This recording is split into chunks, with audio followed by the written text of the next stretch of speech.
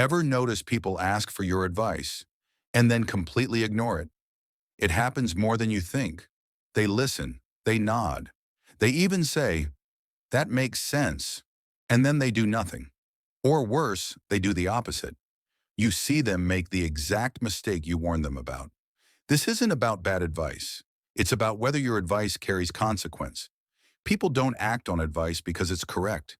They act on advice that changes their internal cost of ignoring it. Think about it. Advice from peers feels optional. Advice from authority feels risky to dismiss. Same words, different weight. The difference isn't in what you say. It's in how the listener's brain classifies you in the moment you're saying it. Are you a peer offering suggestions? Or are you someone whose guidance carries consequence? That classification happens faster than conscious thought. Here's the mistake most smart, well-meaning people make. They give advice like this: long explanations, multiple options, soft disclaimers. Here's one thing you could try. No pressure, but maybe this might not work for everyone. They think this sounds collaborative, but that's not how the brain receives it. The brain registers it as input, not direction. Here's what's happening underneath. When you give advice with qualifiers, hedges, and options, you're signaling uncertainty. Not uncertainty about the advice itself, uncertainty about whether the person should actually follow it. And when someone hears that signal, their brain does something automatic. It downgrades the advice from instruction to consideration, from do this to think about this. And considerations don't create urgency. They create mental notes that fade by the next conversation.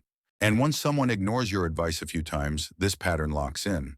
Compare these two. You could try X or Y and see what feels right, versus, if you want this to work, start with X. Same advice, different signal.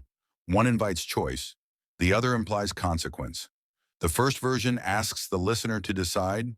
The second version tells them what happens if they don't. It's not aggressive, it's just clear about cause and effect. When you present advice as optional, the brain treats it as optional. When you present it as conditional, if you want this outcome, do this thing, it becomes part of their decision calculus. When people repeatedly ignore your advice, it's not personal. They're not dismissing you. They're subconsciously categorizing you as helpful, but not directive. And once someone gets placed in that category, your future advice is filtered before it's heard. It doesn't matter how good your next suggestion is, it's already being received through that lens. That's why this pattern feels permanent. You keep giving better advice. They keep not following it. Because the issue isn't the content, it's the frame. And frames are set early, often in the first few exchanges.